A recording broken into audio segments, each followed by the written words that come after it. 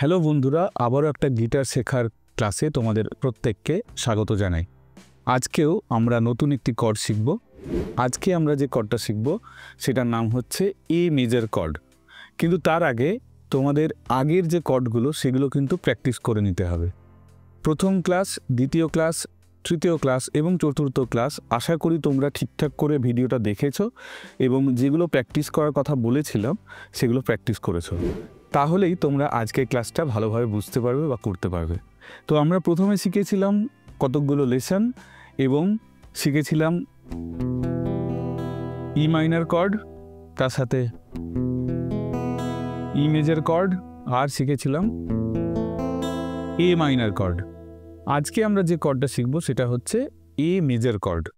A major cord ধরতে গেলে তোমাদেরকে তিনটে আঙুল লাগবে। প্রথম আঙুলটা বাদ দিয়ে এইটা, এইটা এবং এইটা, এই তিনটে আঙুল কাজে লাগবে। তো দ্বিতীয় আঙুল, এটা দ্বিতীয় আঙুল, এটা তৃতীয় আঙুল, এটা চতুর্থ আঙুল। তাহলে সেকেন্ড ফিঙ্গার থাকবে ফোর্থ স্ট্রিংয়ে সেকেন্ড ফ্রেটে, থার্ড ফিঙ্গার থাকবে থার্ড স্ট্রিংয়ে সেকেন্ড ফ্রেটে এবং ফোর্থ ফিঙ্গার অর্থাৎ কড়ি আঙুলটা থাকবে সেকেন্ড ফ্রেটে সেকেন্ড স্ট্রিংয়ে। তাহলে এই যে কর্ডটা ধরেছি এইভাবে, তো এইটা হচ্ছে এ মেজর কর্ড। শুনতে কেমন লাগবে?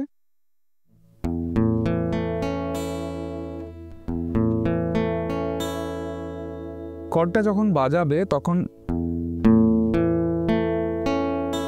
এরকম একটা একটা করে স্লাইড করে বাজালে তোমরা বুঝতে পারবে আদৌ কর্ডটা বাজছে কিনা। কারণ যদি না বাজে তাহলে হয়তো এরকম একটা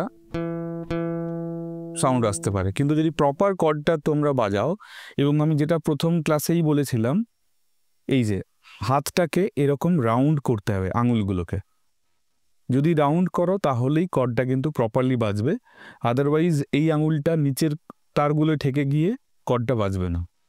তো এইভাবে রাউন্ড শেপ করবে, অর্থাৎ এই জায়গাটাকে তোমরা সামনের দিকে যতটা আনতে পারো, এরকম নয়, ব্যাপারটা এরকম রাখলে এবং যদি তুমি প্রপারলি প্রেস করো তাহলে কর্ডটা প্রপারলি বাজবে। তো এই হলো এ মেজর কর্ড। ডায়াগ্রামটা তোমরা খাতায় লিখে নেবে। আগের যে কর্ডগুলো সেগুলোও প্র্যাকটিস করবে প্রত্যেক দিন, এবং আজকে যে নতুন কর্ডটা শিখলে এ মেজর কর্ড, এটাও তোমরা প্রত্যেক দিন প্র্যাকটিস করবে। এবং কিসের সাথে প্র্যাকটিস করবে? ওই যে লেসনগুলো শিখিয়েছিলাম, অর্থাৎ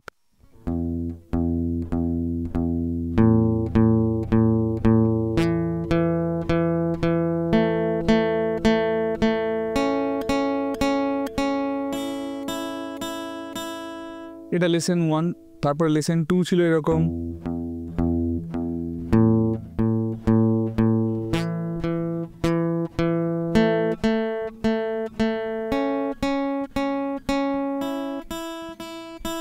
এটা ছিল লেসন 2 এবং লেসন 4 ছিল। তো এই প্রত্যেকটা লেসন তোমরা এ মেজর কর্ডটার সাথে প্র্যাকটিস করবে এবং একই সাথে পুরনো কর্ডগুলোও কিন্তু প্র্যাকটিস করতে হবে। তো মোটামুটি প্রত্যেক দিন যদি প্র্যাকটিস করো তাহলে তোমরা দ্রুত গতিতে গিটার শিখতে পারবে, এবং আমার ভিডিওগুলো আশা করি তোমাদের খুব সহজ লাগবে এবং খুব সহজভাবে শিখতে পারবে। তো আজকের এই ভিডিওটা এই পর্যন্তই। এই কর্ডটা ওই লেসনগুলোর সাথে প্রত্যেকদিন প্র্যাকটিস করো। তাহলে দেখা হচ্ছে পরের ভিডিওতে, পরের মঙ্গলবারে, অর্থাৎ প্রত্যেক মঙ্গলবার নতুন নতুন ভিডিও আসবে। তোমরা সবাই সঙ্গে থেকো, এবং যদি ভিডিওগুলো ভালো লাগে তাহলে তোমাদের বন্ধু বান্ধব যারা গিটার শিখতে চায় তাদেরকে পাঠিয়ে দিও, এবং অবশ্যই লাইক, কমেন্ট এবং শেয়ার করে দিও। তাহলে দেখা হচ্ছে পরের ভিডিওতে। টাটা।